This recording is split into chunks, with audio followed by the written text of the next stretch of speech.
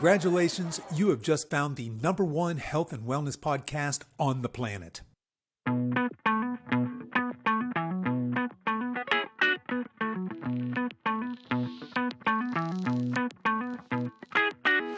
Hello and welcome to the Over 50 Health and Wellness Podcast. I'm your host, Kevin English. I'm the founder of the Silver Edge, and our mission is to help you build and maintain a lean, healthy body that you love for the rest of your life, so that you can show up in the second half of your life as the healthiest, strongest, most vital version of yourself.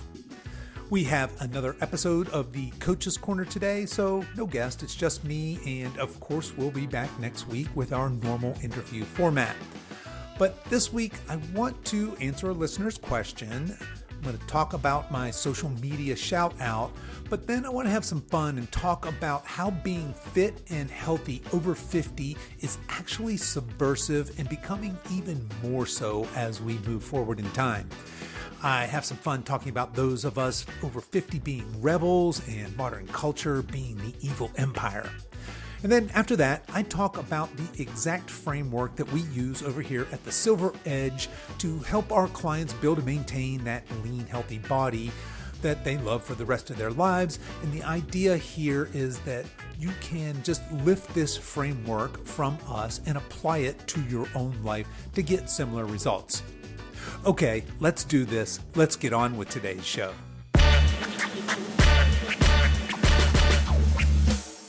Question of the week. So this week's question comes from Chris Gregory.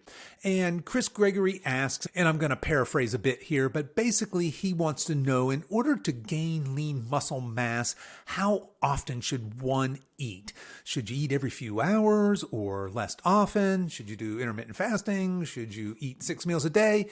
And this is a great question. And like everything in nutrition, the actual answer, of course, is it depends.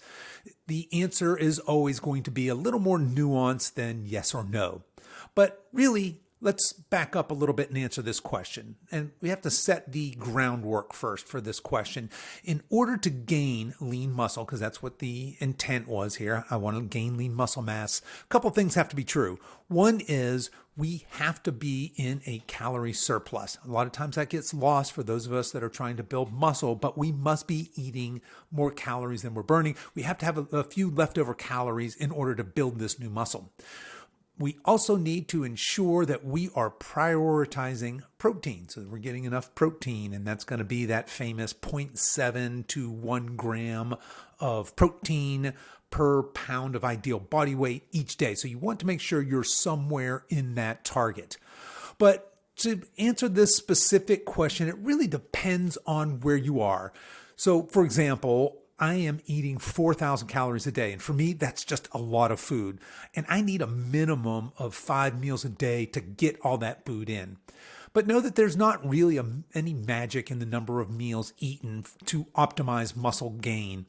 As long as you're in an appropriate calorie surplus, you're doing fine. So my best advice is to experiment with what works best for you and your body. In other words, how do you feel when you eat, say, all of your calories in 2 meals versus when you spread it out over 5 meals? I'm personally of the opinion that a breakfast, a second breakfast or mid-morning snack, lunch, mid-morning snack or smoothie, and then dinner, that works really well for me, works well for a lot of folks. I know that there's some of you out there that are probably screaming at your phone or wherever you're listening to this, no, intermittent fasting is the only way to go for muscle building or for fat loss or whatever. And look, if intermittent fasting works well for you, have at it. However, there's no real magic in when you eat your food during the day for muscle gain. And even if there were, it would be such a tiny, we're talking about a fraction of like a 0.0001% difference. So, Chris, I would just suggest play around with your meals and see how you're most comfortable. I love eating before and after my workouts. That's where I like to throw in a lot of carbs. But really, the real answer is make sure you're in an appropriate calorie surplus. Make sure you're hitting your protein targets. Spread those meals out however you like for optimum muscle gain. Thanks again to Chris Gregory for this week's question. And remember that you can submit your question to get answered here on the podcast. Just email it in to coach at silveredgefitness.com. Of course, you can submit it any way you want. You can DM me through Instagram or Facebook or through our coaching app, any way you like. Okay, so let's have some fun with this week's social shout-outs. I have 2 social shout-outs. Now, usually I do one fitness and one personal. I guess both of these could be considered fitness or nutrition shout-outs. But because we're going to talk about being rebels and being subversive and fighting back against the empire, the evil empire, I thought I would do a couple of shout-outs that are kind of in line with that.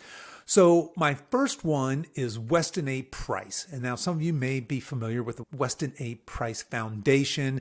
And in fact, they do one of my favorite cookbooks of all time. It's a cookbook written by Sally Fallon, and it's titled Nourishing Traditions, the cookbook that challenges politically correct nutrition and the diet dictocrats.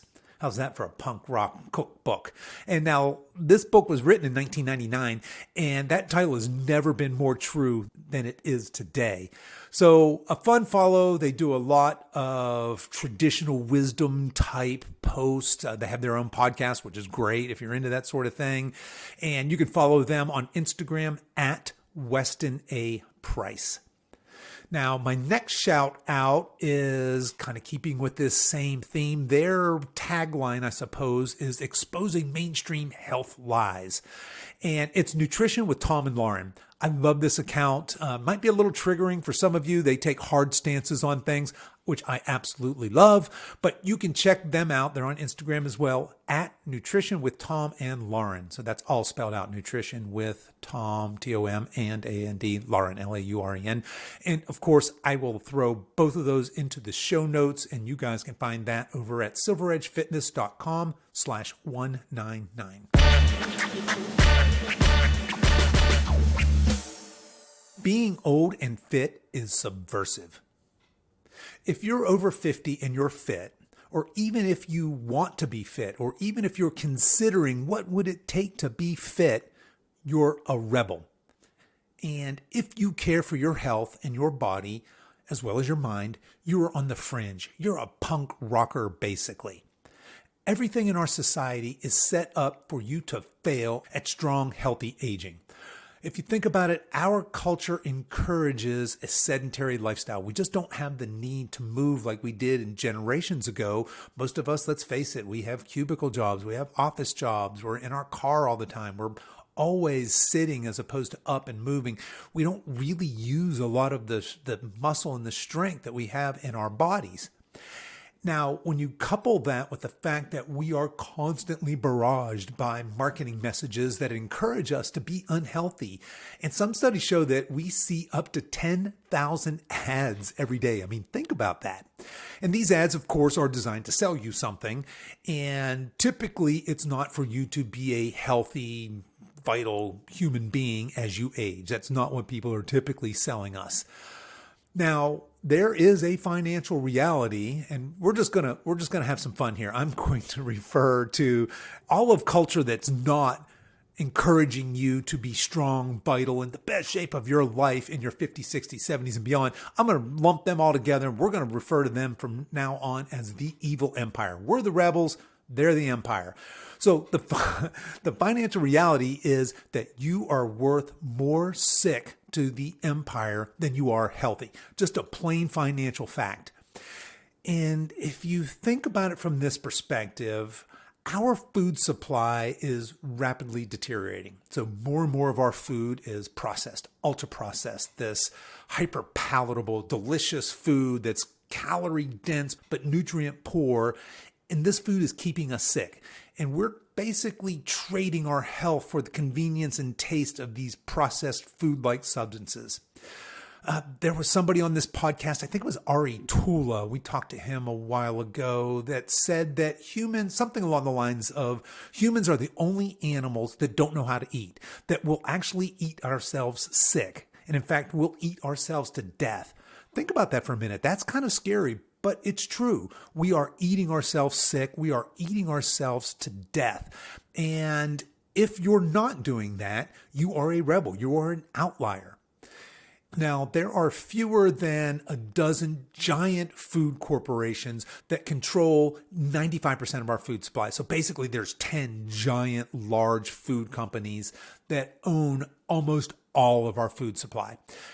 And they're making this food-like substance. They're not really making food. They're making a food-like substance. And this food-like substance that we're all consuming in mass, those of us on the evil empire side are, at any rate, those of us on the rebel side are fighting back against this. But that food is literally making us sick. And here's where things get a little bit on the evil side of the empire. We have Big Pharma and our current medical system there to cash in. Now, before I go on a complete and total rant about pharma and med, let me just back up and say that big pharma and big medicine absolutely have their place in our culture and our society. They are fantastic, world class when it comes to acute disease, acute injury. Certainly, if I get hit by a car and break a bunch of bones, I want to go to the hospital and I want our doctors taking care of me. But you know what they suck at? Is chronic diseases, the so-called lifestyle diseases, of treating high cholesterol, of treating high blood pressure, of treating obesity, of treating diabetes. All of these lifestyle diseases, they do a horrible job of quote unquote treating us. Big pharma and our medical system are profiting wildly from us being lifetime customers. But of course, those of us that are rebels, we're fighting against this. We don't want to be lifetime customers of big pharma. Now, I'm not a conspiracy theorist. I don't wear a tinfoil hat, at least not very often. I don't believe there's an evil cabal of old, evil, rich white men wringing their hands in glee over us being sick. But let's face it, there is an ugly financial reality to us being sick, lifelong sick, that feeds this machine, that feeds this evil empire.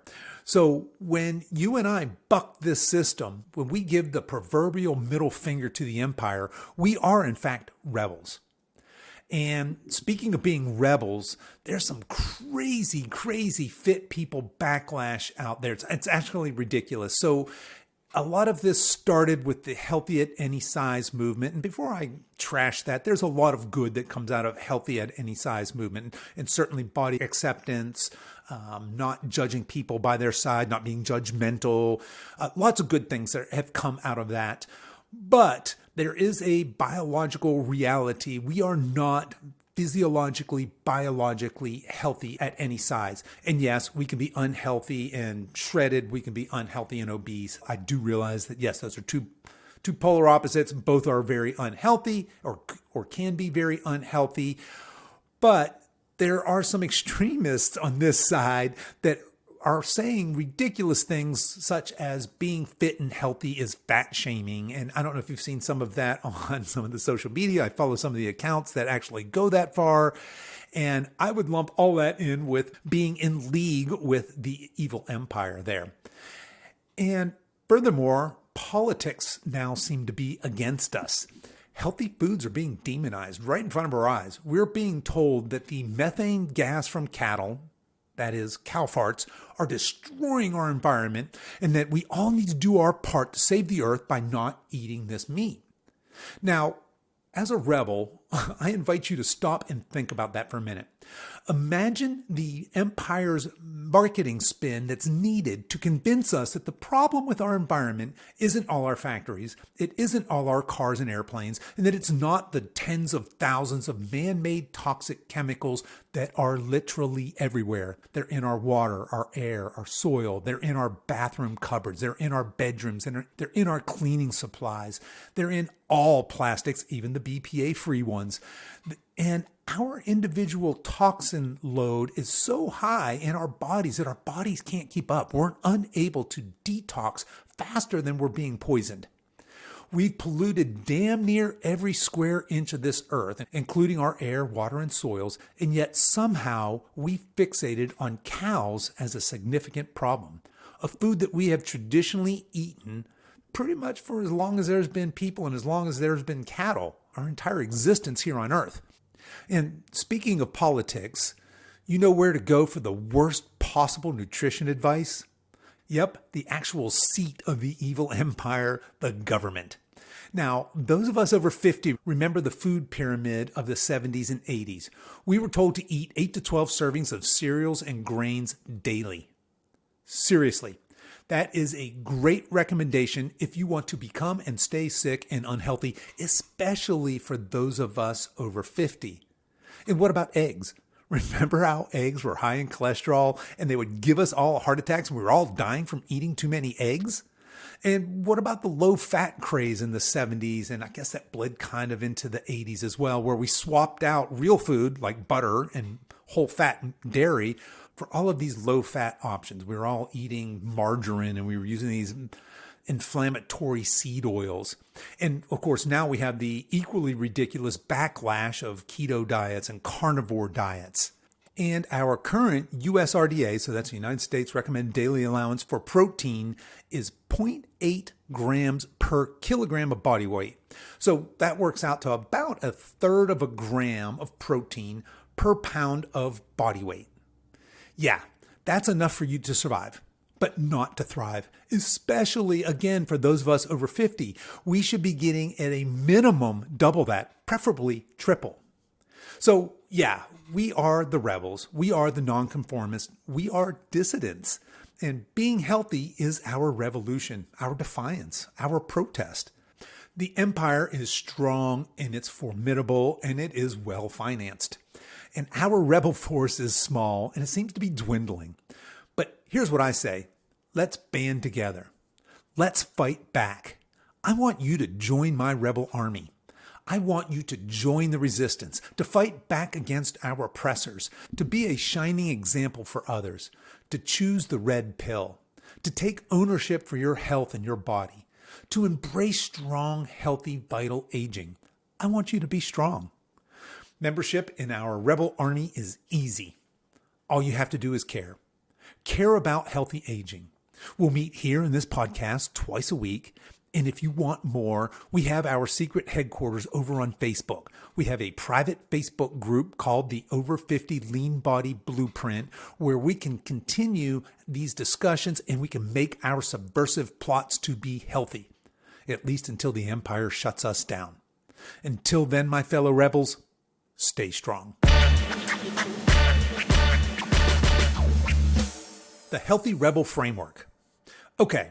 So you don't already need to be a lean, mean, over 50 fighting machine to join the resistance, but you do need to care. And what I thought I'd do here is lay out our exact coaching framework that we use for our rebel recruits, that is our clients, who are looking to lose a few pounds and build lean, strong, healthy bodies that they love for the rest of their lives, and not to be puppets for the financial machinery of the empire. So I want to start out by saying that I don't have any proprietary or secret info. Everything we teach our clients can be found on Google or really through any other truly good coach. What makes us different, I believe, is that we take an unpopular path to weight loss and to building a lean, healthy body that lasts. We emphasize a health-first approach. We care more about what you do before and after your diet than we do about your actual diet. And that puts us in a tough place in the market. Speaking of financial realities, this is a tough sell. If you're saying, hey, I want to drop 30 pounds, and I'm saying, great, come on into my program. Give me a bunch of money. First thing I'm going to do is get you to eat some more food. You're like, what? No, I think I'll do something else. But here's the deal. The trade-off is patience for permanent results. So most of you some of you have no problem losing weight. You just have a problem maintaining that lost weight. Others of you have to work hard to lose weight, but you're in that same boat. You work hard, you lose the weight, and then gradually gain it back. The statistics here are absolutely dismal. Some of them say as many as 98% of all people who lose weight will in their lifetime gain all of that weight back, maybe a few extra pounds just to boot. So it is a very dismal statistic that most of us that want to lose weight just simply can't maintain that for the rest of our lives. Now, with that out of the way, let's walk through our exact coaching framework. Note that this is exactly what we do for our weight loss clients. You can literally follow these steps and get amazing lifelong results.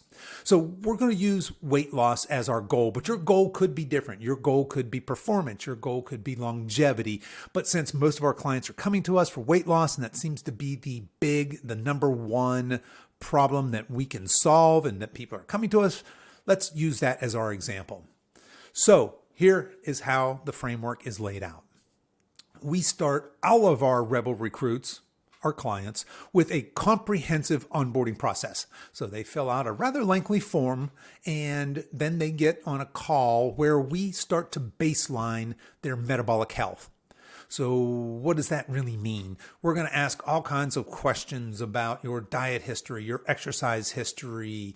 We're going to ask you about your mood, your energy, your sleep, your stress, your libido.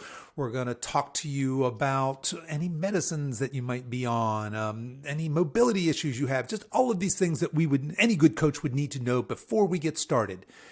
And in addition to that, we're going to ask every single one of our recruits to weigh, measure, and track everything they eat and drink for a week. And we don't want them to change the way they eat just because now a nutrition coach is actually looking at their food logs. And what we're trying to do is get this metabolic health baseline. We want this baseline. Where are you today? This is your snapshot. Okay, let's say you weigh 160 pounds and you're currently eating. We find that you're eating 1,500 calories a day on average. Maybe it's higher than that on the weekends. You're having alcohol 4 days a week. Just all of these things we need to know, right? We know how much of your food is coming from protein, how much from fats, how much from carb. We can see, is that mostly from whole foods? Is that from processed foods? And we get this snapshot. Now, once we have this snapshot, you might be thinking, okay, I'm in for a week and they've done this metabolic assessment and I've got the snapshot. Now I'm ready to start losing weight, right? Not so fast. Almost everybody we work with starts with a reverse diet and a metabolic restoration and optimization phase. Now, this is where our program's tough to sell. Because what we're saying is if you come to us, let's just use a woman, for example. She's 160 pounds and she wants to lose 30 pounds. Just throwing random numbers out here. And in this intake, we find that this woman is eating, let's just say 1,400 calories a day is her average over a week. We're not going to put her on a diet. That's not her first phase. She is going to go into a metabolic restoration and optimization phase. And that's going to include a reverse diet. It's going to include getting a little bit stronger. It's going to include working on some lifestyle things. So what is a reverse diet? It's kind of what it sounds like. If she's eating 1,400 calories a day, guess what? Week 2, she's going to eat 1,500 calories a day. Week 3, she's going to eat 1,600 calories. Week 4, 1,700, 1,800, 1,900, 2,000, 2,100 calories a day. Maybe we get crazy and take her to 2,200 calories a day. And here's why we do that. If she's eating 1,400 calories a day and she wants to lose weight, in order for her to lose weight, we're going to say, okay, you're going to have to be in a calorie deficit, plain and simple. That's physics. That's how that works. We want you to eat 1,000 calories a day.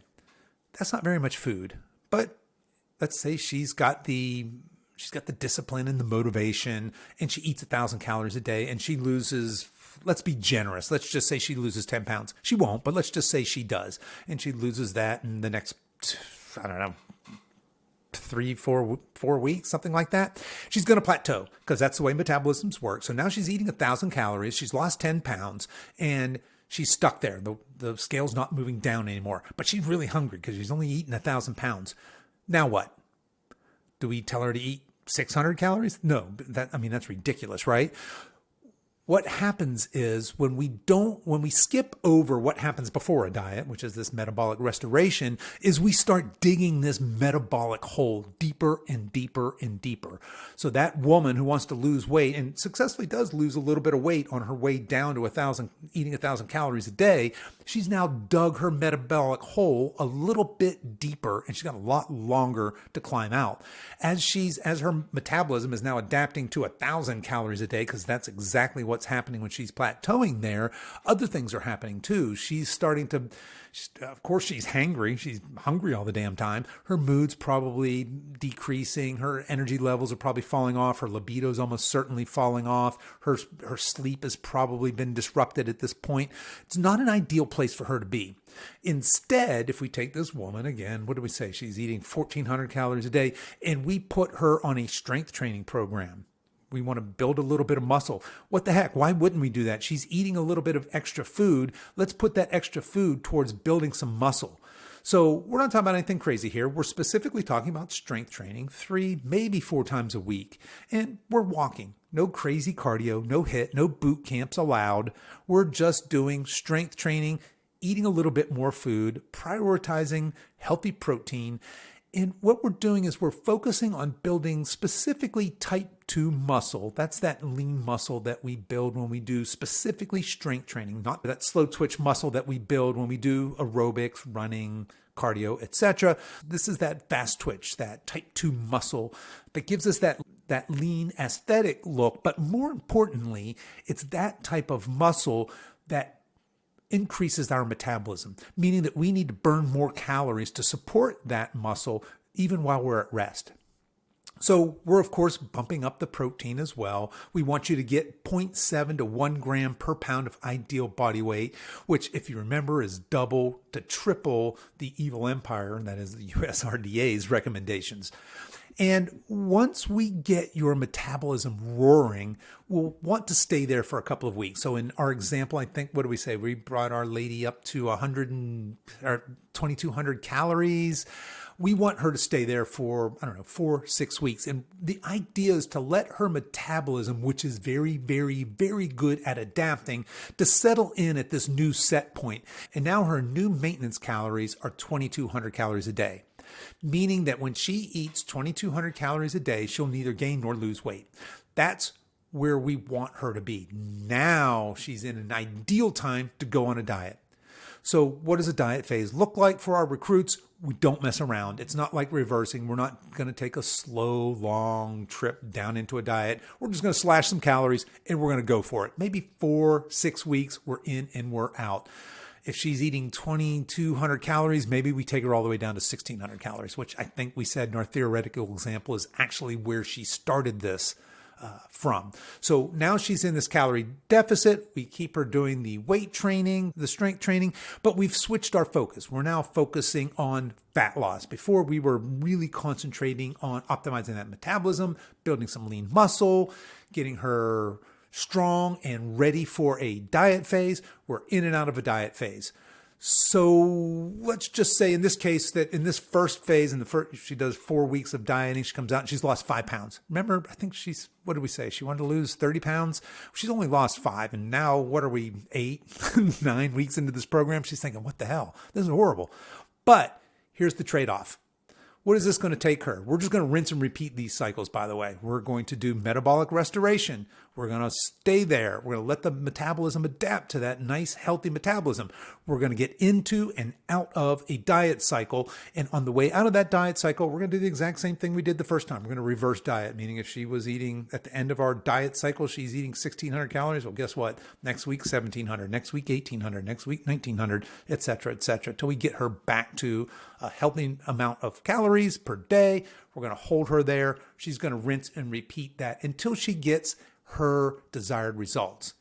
So what does that look like? If she's got 20 to 30 pounds to lose, I think we said 30, that's probably a year-long journey. It might be longer, but that's the bad news. Here's the trade-off.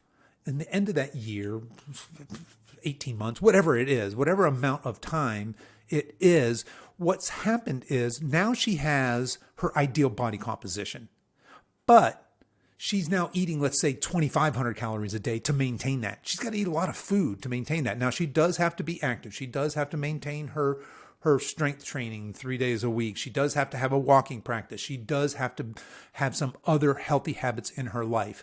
And that's the other piece of the framework that we're using for our recruits, for our rebel recruits. All along the way, we are giving them basically on a weekly basis these lifestyle, behavior, and habit goals. These could be tips to improve sleep quality. It could be things to do to help with stress management or stress management techniques, maybe work on your hydration, your mobility, etc. But what we're trying to do is ingrain these new lifelong healthy habits into you. But I will finish with this. All of that's fine. That's our framework, by the way. You're more than welcome to take that, apply that to your life, and get that lean, healthy body that you love for the rest of your life. That's exactly what we do. And if you want more specific information, hit me up. I'll give it to you. I'm not trying to hold anything back here. But the single most important thing that we can do to help our rebel recruit own this new body that they love for the rest of their life is to help them fall in love with the process of becoming a healthy human. In other words, if you leave our program with the mindset of, oh, okay, I get it. I understand the framework. If I do these things, if I do metabolic restoration and then I stay there for a little while and then I diet and then I repeat that process again, then I will get these desired results. That is, I'll lose some body fat and gain some lean muscle mass. Instead, what we want you to do is flip that upside down to, instead of I need to do this in order to get that, which probably won't last the rest of your life, to this. I love living this lifestyle. I love my body. I love who I'm becoming. I love this process. I love this journey. That is the key to lifelong success. Can you become a person? Can you become the person who actually enjoys doing this? Who falls in love with the process, who has a healthy, loving relationship with exercise, with food, and with their body and with their mind. In other words, it's a mindset thing. It's not a knowledge thing. Yeah, I can give you all the knowledge that you need to know to run this framework in your life.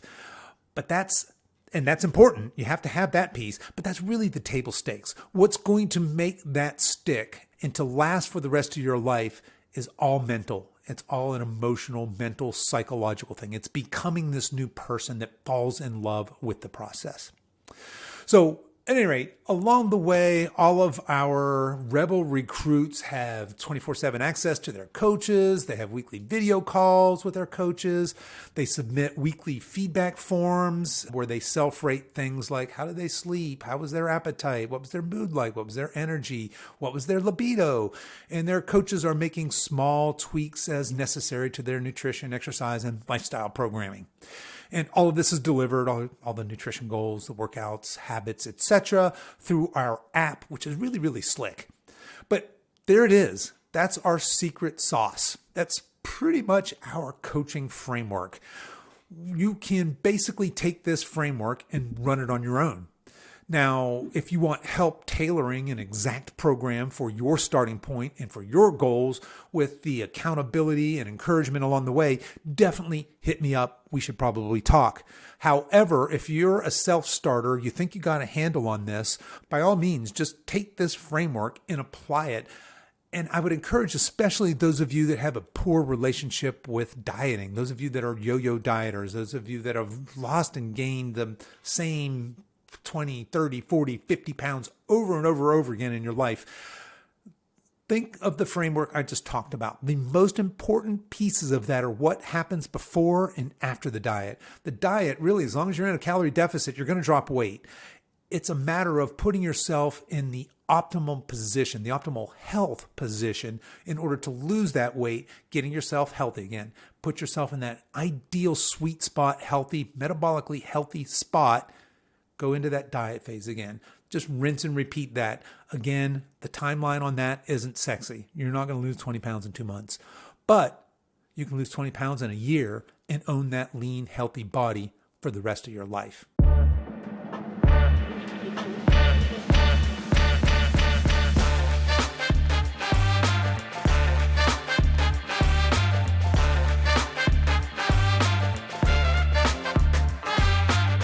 Okay, that's our show for today, folks. I want to remind you that if you'd like help building out your own personalized Rebel program to help you break free from the clutches of the evil empire, we're here for you. If you think we might be a perfect fit to help you reach your health and fitness goals, shoot me an email at coach@silveredgefitness.com and we'll set up some time to chat. You can find all of the show notes for this episode over at silveredgefitness.com/199. As we wrap up our time together today, you can show your support for this show in two important ways. One is to tell a friend about this podcast and encourage them to give it a listen. The second is for you YouTube folks to click the like and subscribe buttons, and for you podcast folks to consider giving this podcast a 5-star review on whatever platform you listen to podcasts on, and be sure to subscribe and follow so you don't miss any future episodes. I really appreciate you spending your time with me today, and until next time, stay strong.